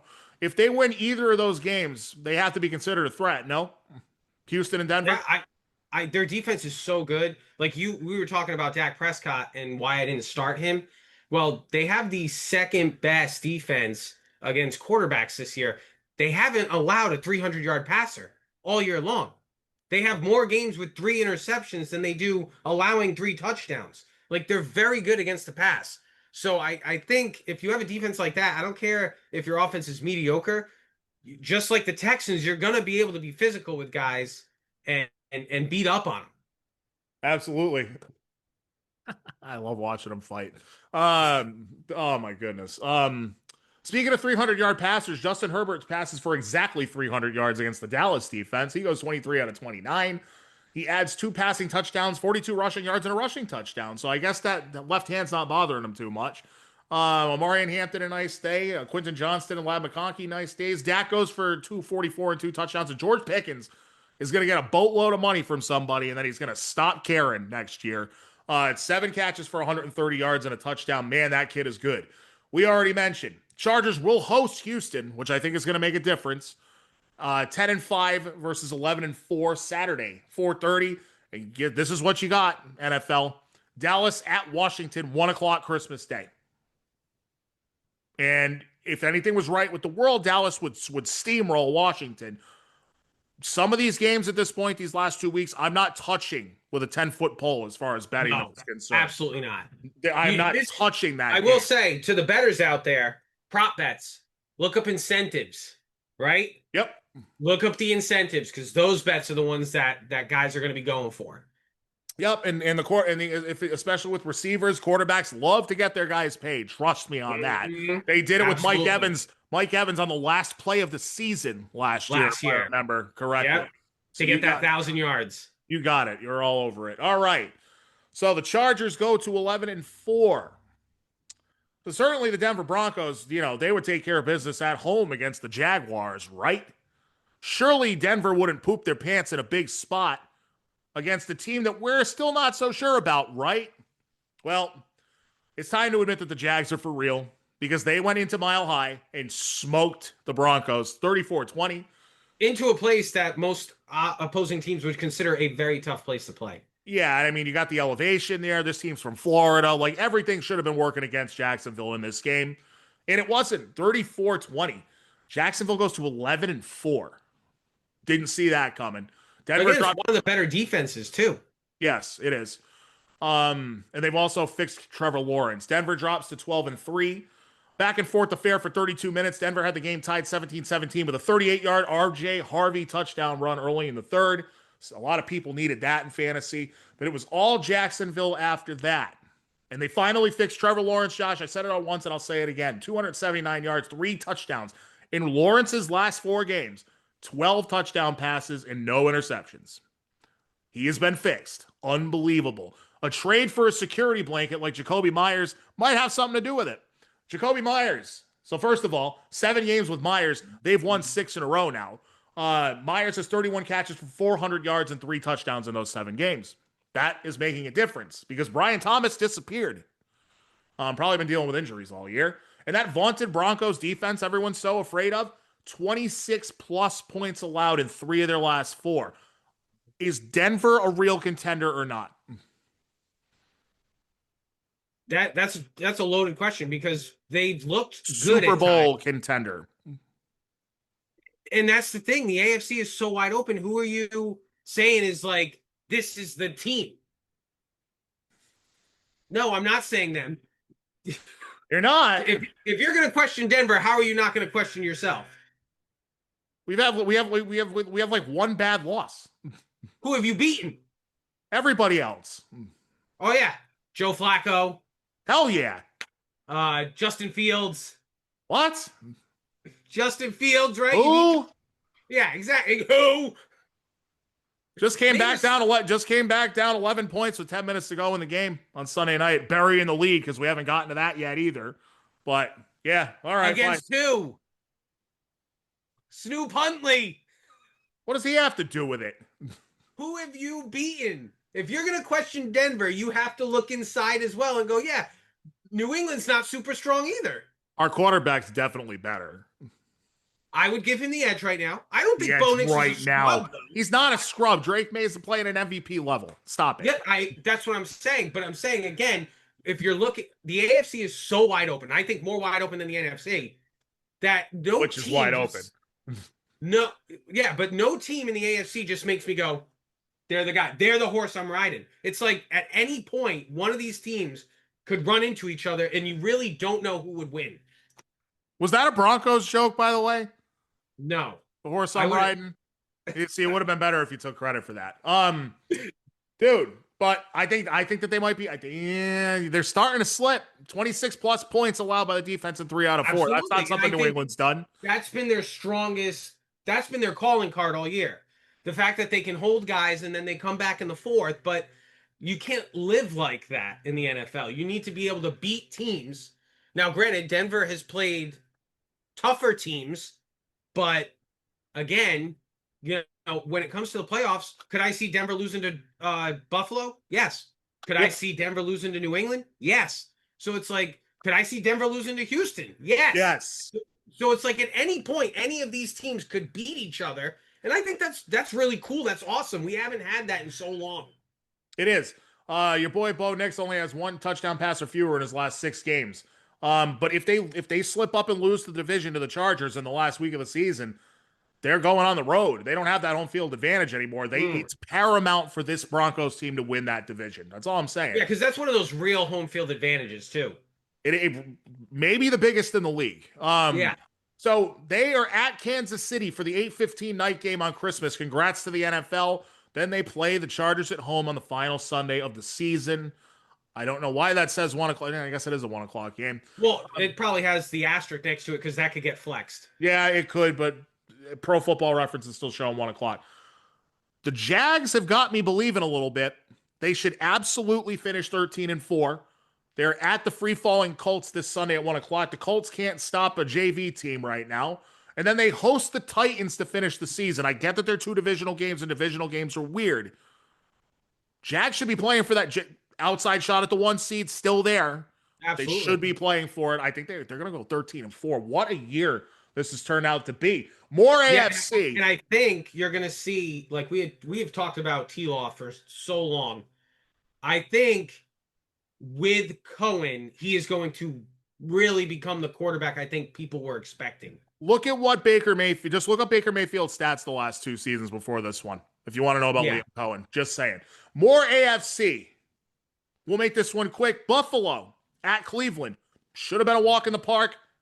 It was and it wasn't. Buffalo 23, Cleveland 20. Buffalo goes to 11-4 and are right there, not going anywhere.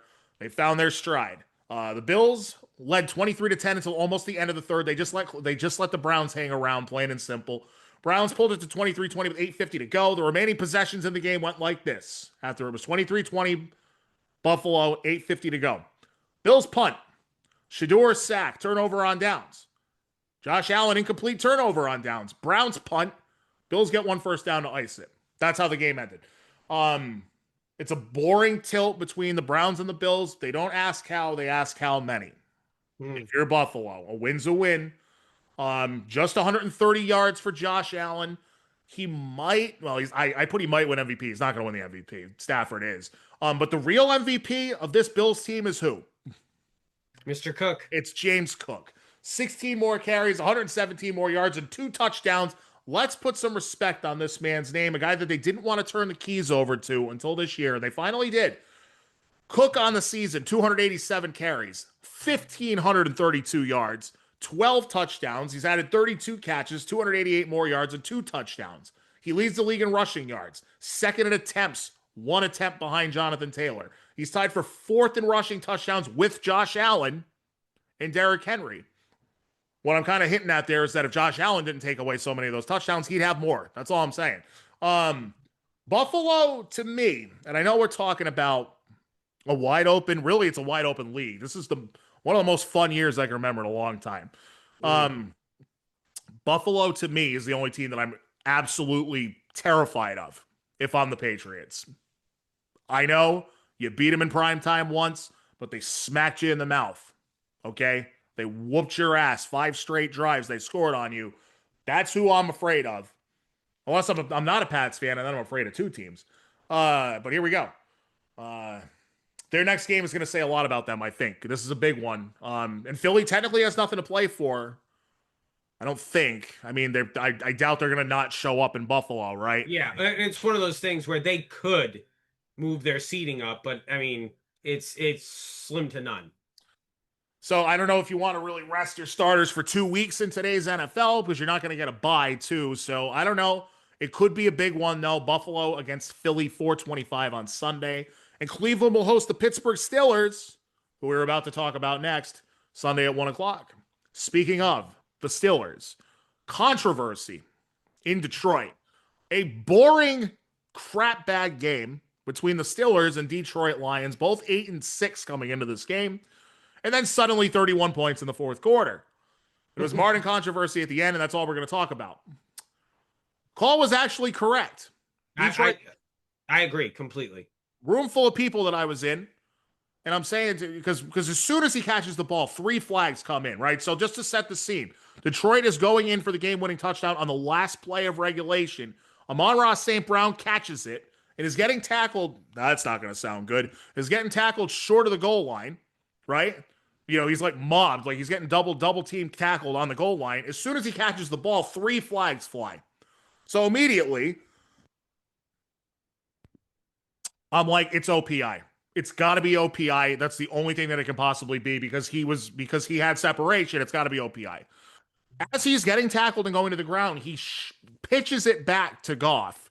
And Goff, with balls of steel, runs it in through like 3 people. And you're like, this is amazing. And of course, John Elway style. John Elway type stuff. It was awesome to watch. And these bonehead officials, first of all, they rule it a touchdown, which was actually the correct call. It was a touchdown, technically speaking. But these morons get together and they're discussing the penalty for like, I feel like it was like 3 minutes of actual time where they're just standing there talking. CBS isn't showing a replay. The fans in the stands finally get to see the replay after like a minute and a half. They all start losing their minds immediately. It was the correct call. It just looked really, really, really suspicious. Yeah, I agree because it's like Amon-Ra meets Jalen Ramsey at the top of his route, clearly extends his arms.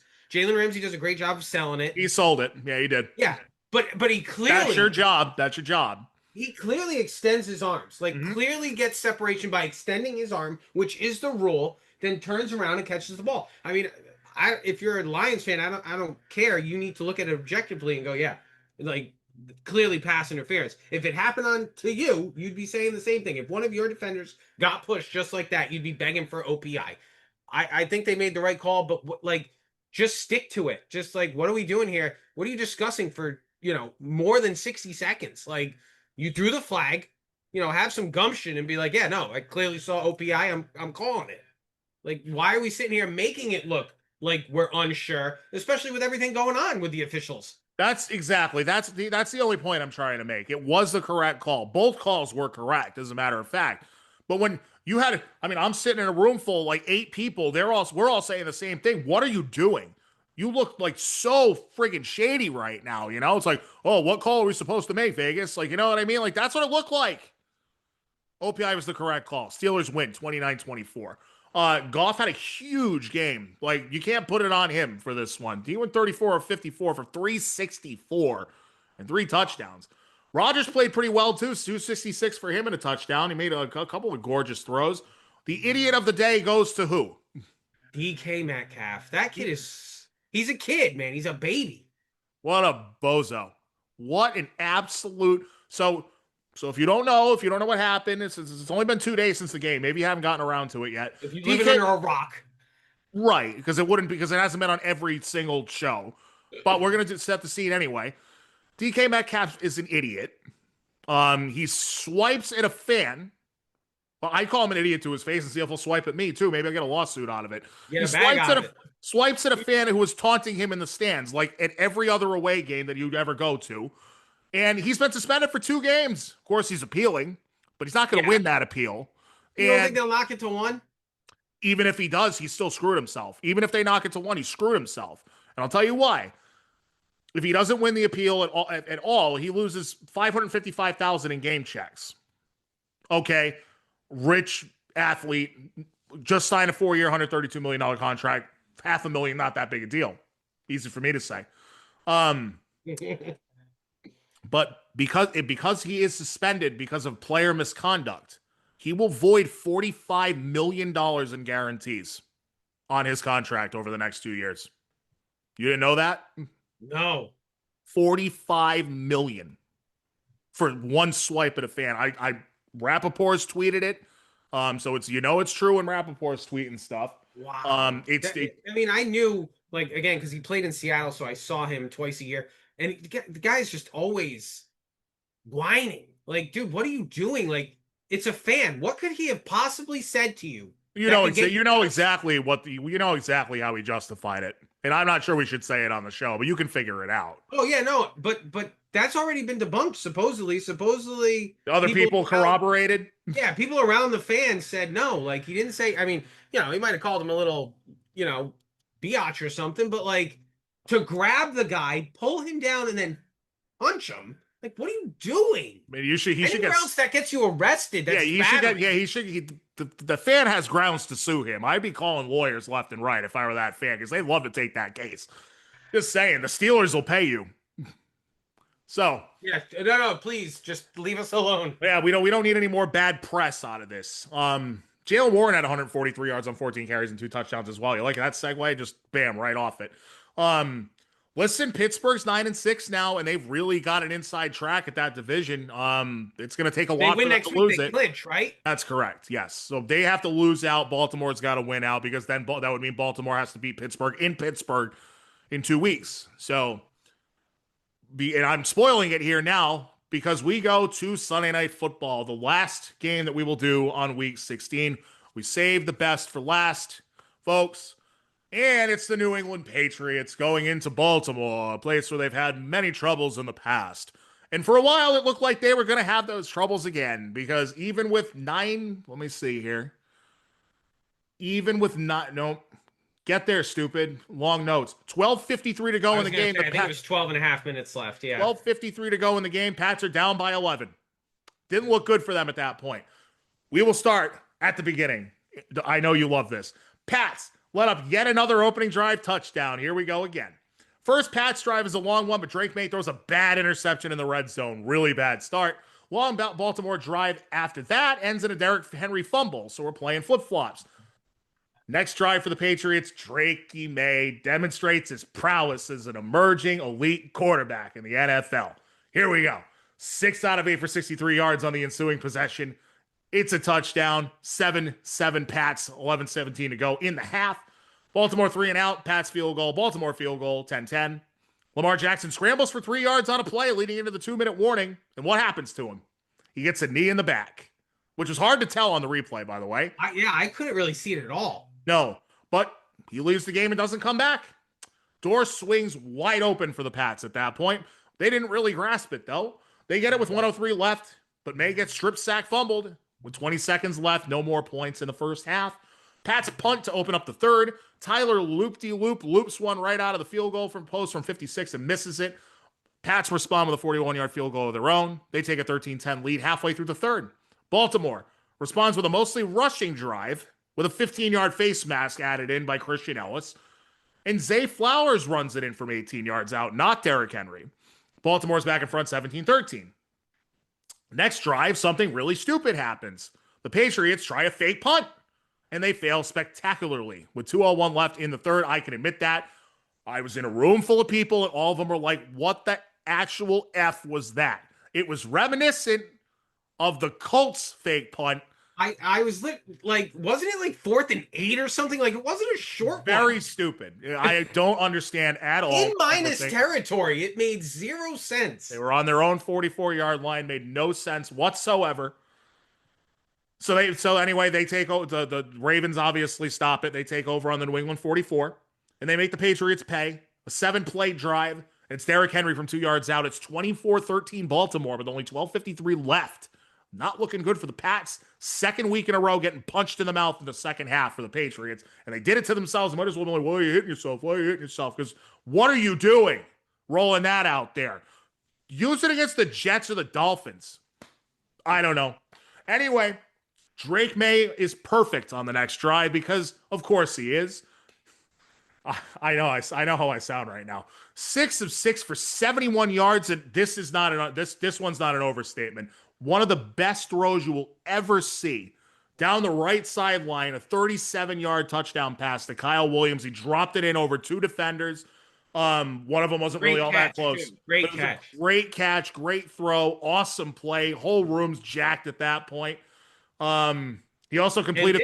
This is where John Harbaugh should lose his job. Because Derrick Henry never saw the field again. And this is the same thing that happened in the playoff game against Buffalo last year, too, where it's like he was running all over them in the third quarter, and then the fourth quarter, they just stopped running the ball. I think it's gotten stale there in Baltimore. I think you're right. And Harbaugh's a really good coach, but it's gotten stale. That's all I'm going to say. And some of this stuff is questionable. So you're right. 2-point conversion's good, by the way. 24-21 Baltimore, 9:01 to go. Baltimore punts it back after 7 plays. The Pats now have it at their own 11 with 5:02 remaining. This time, May marches him down the field again, 6 for 8 for 68 yards. That sets up a 21-yard touchdown run for Ramondre Stevenson. Travion Henderson left the game with a concussion in the second quarter. That sank me in a league, but I hope he's okay for my real team now. Patriots take the lead, 28-24, 2:07 to go. Baltimore still had all 3 timeouts. Second play of their ensuing possession, and Zay Flowers fumbles the game away, baby. Zay Flowers, what in the world? What are you doing? Pats get the only first down they need. They need one first down to ice it and force all 3 timeouts. 28-24, Pats on the road. That is a convincing win to me because they were down 11 points with less than a quarter to go. So I'm calling that a convincing win.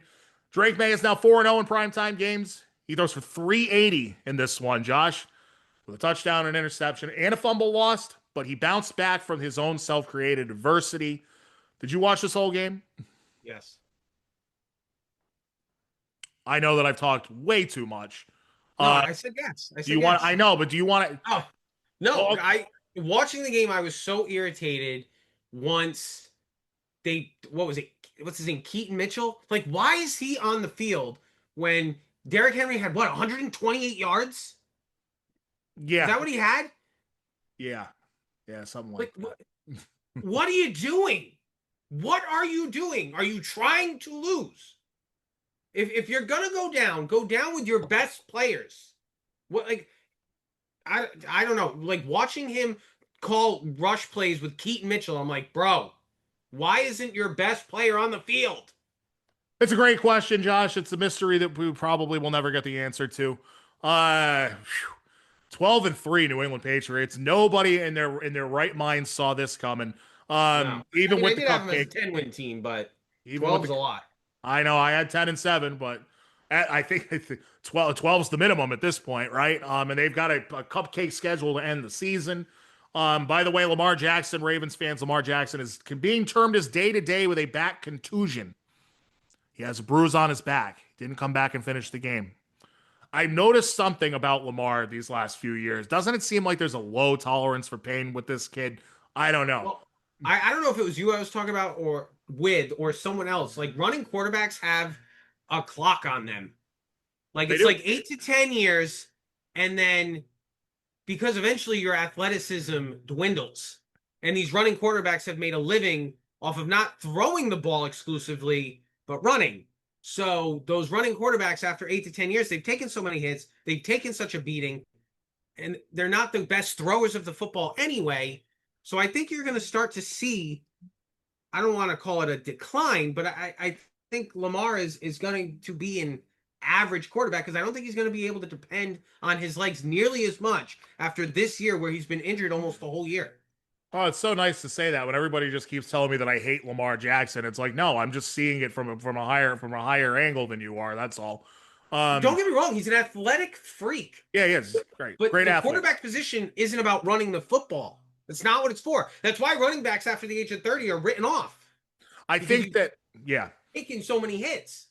Yeah, I mean, I think the one quarterback that won't apply to is Josh Allen because he's massive and also he's a great thrower of the football as well. So even if he does dial it back a little bit, Josh Allen gonna be fine.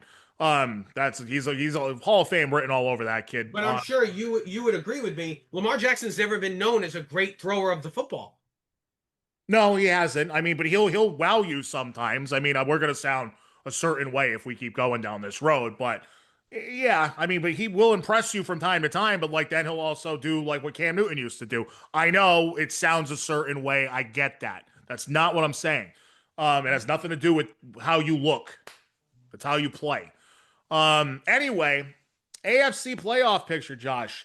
Denver's still in front at 12-3. They are at Kansas City and they will host the Chargers. New England is second at 12-3. They are at the Jets and hosting the Dolphins. Now, if they don't go 14-3, it's unacceptable. They would have to throw up an absolute dud. It'd be crazy at this point because Miami in New England in January when they're already eliminated, they're not going to show up. I mean, I don't think. In the past with Mike McDaniel, they have not shown up in those situations. Jacksonville, and the Jets sure as hell aren't beating them. Yeah, I don't think so. I don't think so. But if they're going to lose one, I think that's the one. As stupid as that sounds, but I think they had that loss already with Buffalo, and that's. Maybe I don't know about quality loss, but it's a team building loss, if you will. Jacksonville 11-4. They are at Indy and against Tennessee. Pittsburgh 9-6 are at Cleveland and against Baltimore. The Chargers are 11-4, 5 seed against Houston and at Denver. They have the toughest. Buffalo is at home against Philly and the Jets. They're 11-4. I could easily see Buffalo being the 5 seed by the end of all this. And if the Pats really screw up, Pats aren't gonna fumble it that bad. And Houston might be a 12-win team that goes for the 7th seed. That is ridiculous. They are at the Chargers and they host the Colts. The only other team that is technically still alive is the NFL. Pro Football Reference lists the Colts, but I don't know if they actually are. They're still alive. They have a 2% chance of making the playoffs. Right, so they have to win out and obviously beat Houston. Right, so there you go. Thank you for the numbers on that. Folks, that is mercilessly the end of Week 16. A lot of playoff stuff to lay out here, and yeah, that took a while, so we are going to fly through the Week 17 predictions, Josh. We did not get to do them the last couple of weeks due to very unfortunate circumstances that I mentioned at the top of the show. I thank everybody for their kind words and support and everything else through that whole thing. I always tell you at the end of every show, tell somebody you love them today because tomorrow is not promised. There's someone I can't tell that to anymore. Anyway, Christmas Day, we've got 3 crappy games. So let's talk about them, Josh. We have to pick them, and it looks like you've already got them written down. That's dope. Yeah, or no, are you just doing it for the record now? All right, that's yeah, fine. I'm doing it for the record now. All right. I haven't seen these lines yet, so. Let me go really slow for you and the listeners. Cowboys, -6.5 at Commanders. What do we think? Man, this is close. I'm gonna go with Dallas. I am gonna take Dallas to cover as well, and I should especially because Dak has a chance at the passing title. So I think he's gonna go off. I think the Cowboys are going to go in there pissed off, and I think that the Commanders already rolled over. So I'm gonna take Dallas myself. I got to write mine down too, or else I'll forget. Oh no, I have them in the notes right here, idiot. All right, here we go. Lions are 6-point favorites at Minnesota. Both teams still, well, Minnesota's not really alive, but the Lions very much are. 6 flat. 6 flat. Oh, that's weird. Yeah, I assume you're taking Detroit. I'm definitely taking Detroit. I am absolutely going to take Detroit -6 at Minnesota. That's 4:30 on Christmas Day. Try this one on for size. The Denver Broncos are 13-point favorites at Kansas City with their 3rd-string quarterback, 8:15 Christmas night. 13. I'm gonna go with Denver. Denver to cover.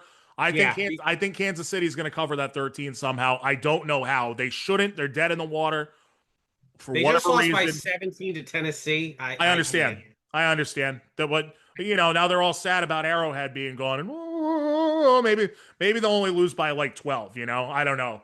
But we have to differ on some things. Here's one we'll probably differ on. Saturday, we have got the Houston Texans, our 2.5-point road dogs against the Chargers.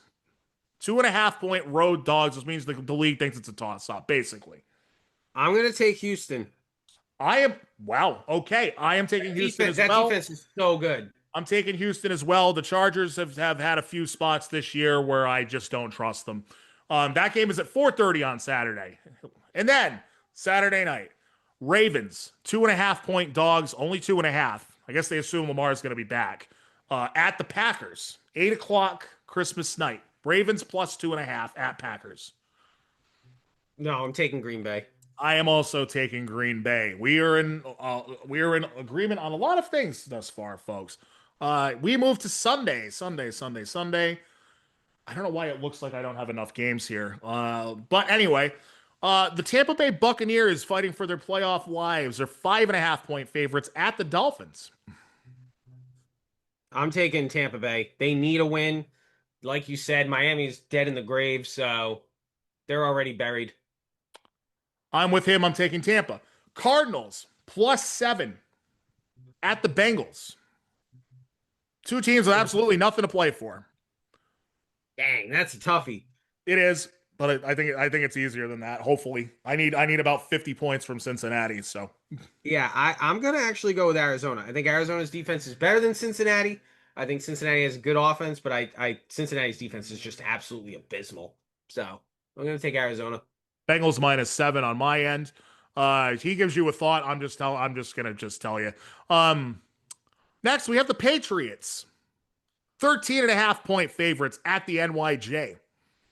That is so tough, man. 13 points is so much. Well, 13.5, so it's really 14. Yeah, I'm still gonna take New England.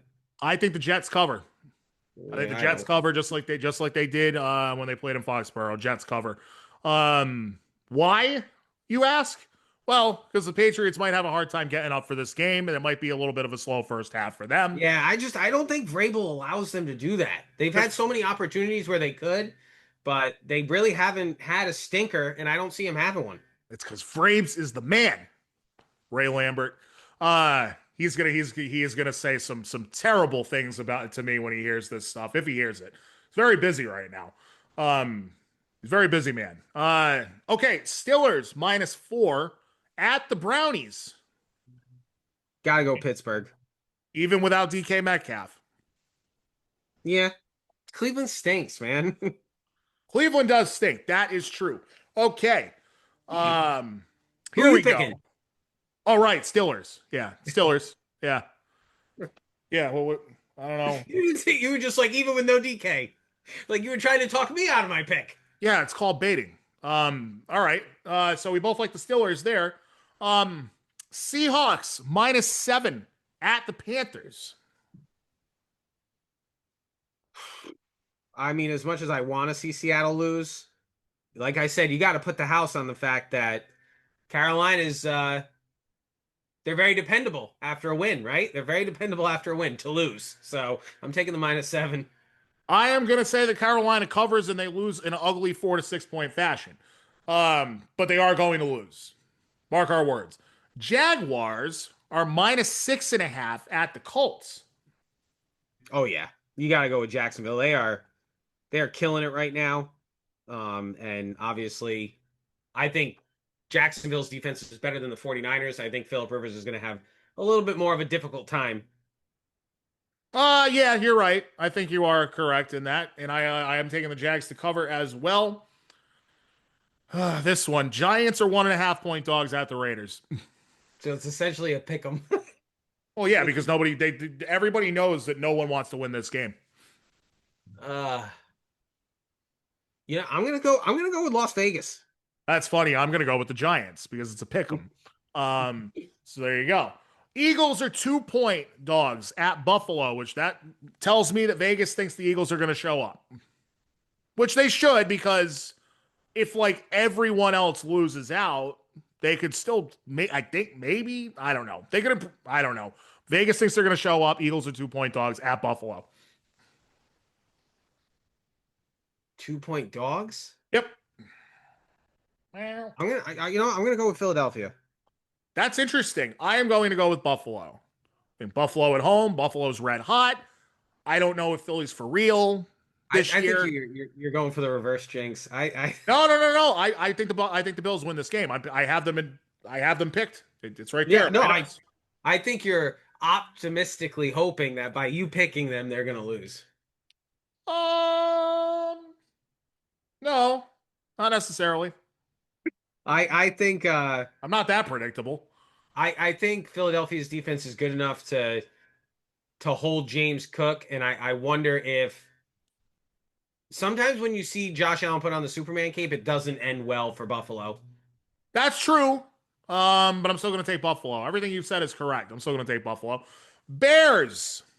You should be familiar with this one. Bears are 3-point underdogs at San Francisco. Essentially a pick 'em. On Sunday Night Football, I do believe. It is Sunday Night Football, 7:00, I think. Weird. That is weird. Why would it be 7:00? That's what I saw on the. But maybe they meant like coverage starts at 7. Yeah, that's when that's when their pregame show starts. Yeah, so 8:15. I gotta go with San Francisco. I think you're right. Although their offense has been so good. So yeah, I think if it's gonna be a shootout, I think that the 49ers are gonna win it, and it might be. Fun little stat for the 49er fans out there. The 49ers have won their last 5 games by 10 or more points. So they're beating teams by essentially 2 possessions. That is not, I don't think that's going to happen this week, but they're certainly rolling at the right time, which has got to be that's got to be a welcome relief for you. Especially considering how bad their injury situation was earlier in the season. It's pretty remarkable that they are where they are, with a real possibility of the number 1 seed. Yeah, I don't think Shanahan has gotten any talk for Coach of the Year, which is absurd to me. That's true. Yeah, I mean, you got a lot of candidates this year, though. You probably have 5 solid candidates, or maybe at least 4. Okay, Randall Johnson, right? Like a bunch of them. Yep. I would throw Liam Cohen in there. Duval. Yeah. Well, he figured it out. Last one, and we're done. Monday Night Football. Rams are 8-point favorites at the Falcons. Yeah, we're going LA -8, coming off of what, 10 days rest? No, 11, because they played Thursday. So I think they have a huge advantage there, and Atlanta's not a very good team. Yeah, you know what? I think you're right. I'm changing my pick. I had Falcons covering, but you know what? I think you're right. All those are facts. Those are all true. I will take the Rams. I better put that in my notes later on. I'm going to do that right now. Josh, it's been an extremely long episode, but a good one. A little, on my end, a little sloppy, but that's okay. I was going to say, we're a little rusty. Now, you brought it, besides whatever's going on with your microphone that we're going to have to fix, but that's okay. But my name is... we just finished, and now they're done, so... If that was the reason why, I mean, that would make sense. At least that was the outlier. They were blowing leaves outside your window. At least then it would at least make sense. But folks, it's the Terranadome. We're back. We're not going away. I just needed a couple weeks to sort some things out. And again, tell somebody you love them today, because tomorrow is not promised.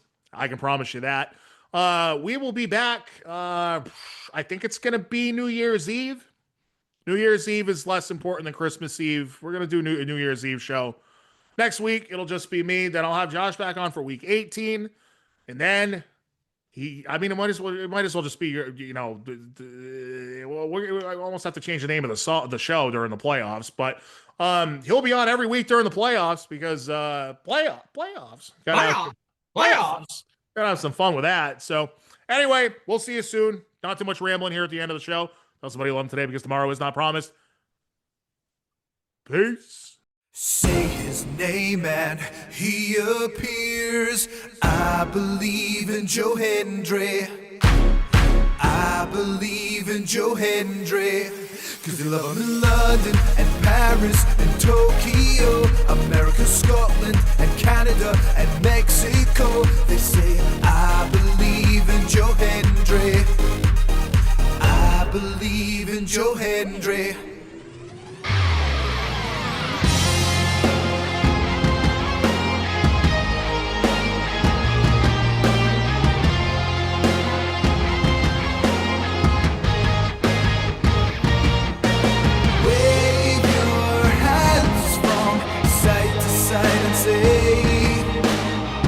I believe in Joe Hendry. Joe Hendry is so prestigious. Wave your hands from side to side and say, oh, I believe in Joe Hendry. In Joe Hendry.